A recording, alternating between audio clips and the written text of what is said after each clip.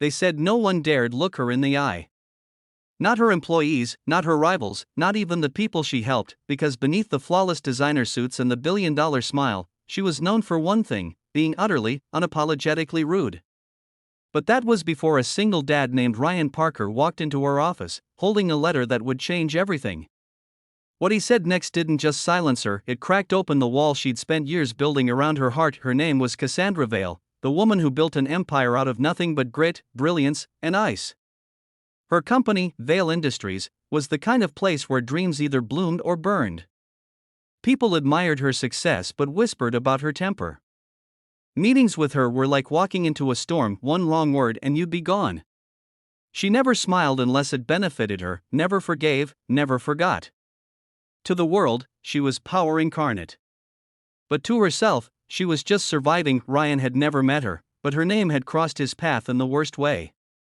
His small construction business had been subcontracted by one of Vale's divisions, and now that division was shutting down, leaving him unpaid, his workers desperate, and his 5-year-old daughter, Ella, at risk of losing their home. He'd called the offices for weeks. No one cared. So he did what no one else would: he showed up. The guards tried to stop him, but Ryan's voice carried across the marble lobby. "Tell her I'm not leaving until she hears me out." The sound of his defiance echoed like a challenge through the glass walls. And Cassandra, intrigued or maybe irritated, ordered him to be let in. When Ryan entered her office, she didn't even look up. "You have 60 seconds, she said, her voice calm but cutting. "Then I'll make them count," he replied, setting the letter on her desk. "Your company owes me. My men work nights, weekends, and holidays to finish your project on time. Now you're shutting it down and walking away, and they're losing everything. I'm not asking for charity. I'm asking for fairness." She finally looked at him, and for the first time in years, someone didn't look away. His eyes were steady, his jaw tight, his voice raw with quiet anger and tired hope. Most people trembled before Cassandra Vale. He didn't. "Do you think you're special, Mr. Parker?" she asked coldly. "That you're the only one who's ever faced loss?"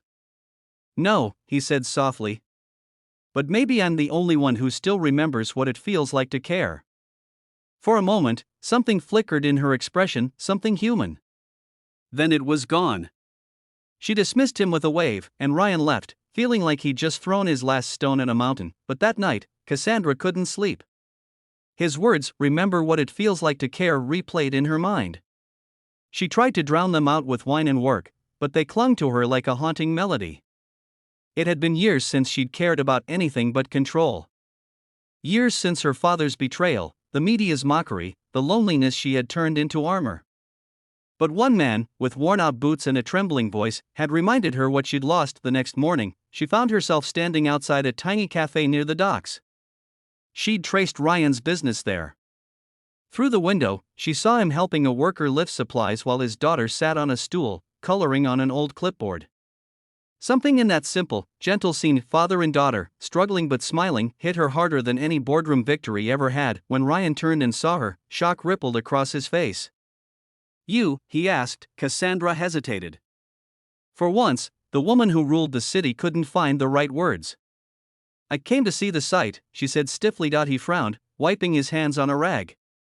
"You came to see this? It's not exactly a penthouse view." She tried to ignore his tone but couldn't help the faint smirk tugging her lips. "Maybe that's why it's honest." From that day, she started showing up, first once, then again, under the guise of inspection. But really, she was watching. Learning. Listening. And slowly, while she didn't even realize where, there began to crack. Ryan saw glimpses of the woman beneath the armor, the one who stayed late just to fix payroll mistakes, the one who quietly arranged a new shipment so his men wouldn't lose their tools, the one who looked at Ella with an expression she didn't even understand. Longing. One afternoon, as the sun dipped low, Cassandra found Ella sitting alone on the steps, staring at a broken toy. Without thinking, she sat beside her and said, "You know, I used to break things a lot when I was little." Ella looked up. "Did your dad fix them too?" Cassandra froze. Then, after a long pause, she whispered, "No. He broke me instead." Ryan overheard from a distance. And in that moment, the rudest billionaire became just a woman, lonely, hurt, and trying to find her way back to something real. Over the next weeks, something shifted. Cassandra started laughing more, snapping less. Ryan challenged her, not rudely, but firmly, and she found she respected him for it. They argued about everything: money, pride, even what real strength meant. But in every argument, there was understanding, and in every silence, something tender grew. Then came the day Ryan's bank called. The debts had piled too high, they were seizing his workshop. Cassandra could have fixed it with a single signature, but she hesitated.